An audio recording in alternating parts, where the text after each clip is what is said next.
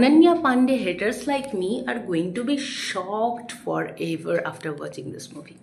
Yes, Ananya Pandey যে চাইলে খুব ভালো অ্যাক্টিং করতে পারে সেটা এই সিনেমাটা না দেখলে কিন্তু তোমরাও ভালো করে মানে বুঝতে পারবে না।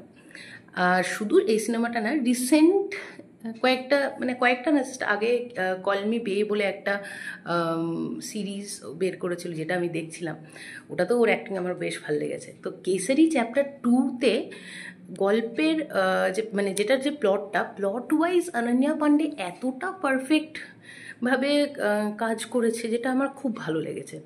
Not only Ananya Pandey, each and every one যারা আছে, আমি সবসময় একটা কথা বলি, একটা সিনেমায় ভালো হতে গেলে প্রত্যেককে, each and every one should be perfect. Not only perfect, at least they should give their best, যাতে করে একটা সিনেমা অল ওভার ভালো হয়। All over experience matters a lot একটা ছোট জিনিসের থেকে, তাই না? তো প্রত্যেকে কিন্তু অসাধারণভাবে এখানে শুধু অ্যাক্টিং না, প্রত্যেকের পরিমিত বোধ দারুণ। সে তো আমার বলার অপেক্ষা রাখে না, কিন্তু কিছু কিছু সিনেমা থাকে যেগুলো খুব ওভার হাইপড মনে হয়।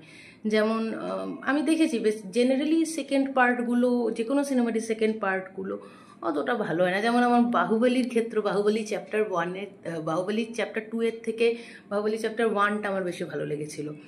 তো ম্যাক্সিমাম ক্ষেত্রে সেটাই হয়, পার্ট 1 বেশি ভালো হয়। তো আমি কেসারির ক্ষেত্রে বলবো, এখানে কিন্তু আমার কেসারি পার্ট 1টা এমন কিছুও ভালো লাগেনি যখন দেখেছিলাম। কেসারি পার্ট 2টা আমি খুব কম এক্সপেকটেশন নিয়েই দেখতে শুরু করেছিলাম। ইভেন আমি গল্পটাও ভালো করে জানার চেষ্টা করিনি, ট্রেলারটাও খুব একটা ভালো করে দেখিনি। তো আমি বাস দেখবো ভাবলাম, বিকজ অনেকেই বলছে ভালো, তো সেই জন্য ভাবলাম চলো না দেখি একবার কি হয়। বিকজ আমি খুবই হিস্ট্রির সাথে রিলেটেড সিনেমা দেখতে খুব পছন্দ করি, সে বাংলা হোক হিন্দি হোক, আমার দেখতে খুব ভালো লাগে। তো সেই জন্যই দেখা শুরু করেছিলাম। তো তারপর তো জানতে পারলাম যে এত সুন্দরভাবে এই সিনেমাটা এতটাই সুন্দরভাবে সাজানো হয়েছে, যেটা মানুষের একটা ভেতর থেকে মনে হবে যে হ্যাঁ এইটাই দরকার ছিল, এই ডায়লগটাই এখানে দরকার ছিল, সো অ্যাপ্রোপ্রিয়েট।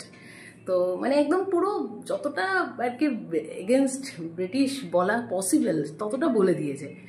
তো খুব ভালো লেগেছে। আর খুব সুন্দরভাবে ডায়লগগুলোকে আর কি ঠিক লোককে দিয়ে ঠিক ডায়লগ বলানো হয়েছে আমার মনে হয়। তো কাউকে আমার মনে হয়নি যে এই জায়গাটা একটু সুন্দর হলে ভালো হতো, এরকম কিছু আমার মনে হয়নি। তো যারা এখনও ভাবছো দেখবে কি দেখবে না, ইউ ক্যান ওয়াচ ইট, খুব ভালো লাগবে। যদি তোমাদের দেখার টেস্ট আমার সাথে ম্যাচ করে, দেন আমি বলবো যে দেখতে পারো, খুব ভালো লাগবে। আর তাছাড়াও অক্ষয় কুমার তো অলওয়েজ বেস্ট, আমার ফেভারিট, আই লাভ। আর মাধবন তো জাস্ট ফাটিয়ে দিচ্ছে রিসেন্ট ডেজে। এই তো শয়তানে নেগেটিভ ক্যারেক্টার, তারপরে এইখানে নেগেটিভ ক্যারেক্টার, এখানে ক্যারেক্টারটা স্ট্রংলি প্লে করেছে না, ও মাই গড, একটা টাইমের পর রাগ লাগবে ওর উপর, এত সুন্দরভাবে ও প্লে করেছে ক্যারেক্টারটা। তো সব কিছু ওয়াজ অন পয়েন্ট, যার জন্য এই সিনেমাটা আমার মনে হয় দেখা যেতেই পারে, ওয়েস্ট অফ টাইম কখনোই হবে না।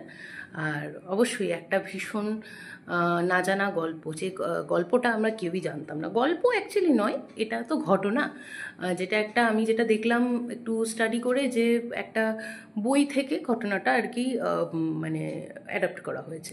এবারে সেই বইটাতে কতটা সত্যতা আছে সেটা নিয়ে আমার আইডিয়া নেই, যারা জানো তারা হয়তো ভালো জানতে পারবে। বাট হ্যাঁ, খুব সুন্দরভাবে প্লে করা হয়েছে জিনিসটা, যেটা খুব মানুষের মন ছুঁয়ে যেতে পারে, এতটাই সুন্দর। তো হ্যাঁ, দেখা যেতেই পারে।